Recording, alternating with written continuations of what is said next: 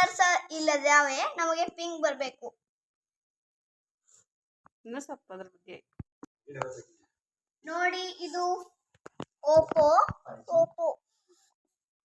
5G ನಾವು ಇವತ್ತು ತಂದಿದ್ದು. ಬನ್ನಿ ಓಪನ್ ಮಾಡೋಣ. ನಮ್ಮ ತಂಗಿ ಓಪನ್ ಮಾಡ್ತಿದ್ದಾಳೆ.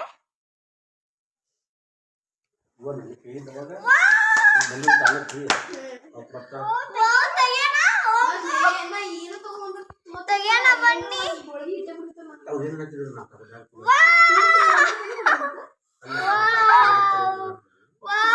ಇದು ನೋಡೋಣ.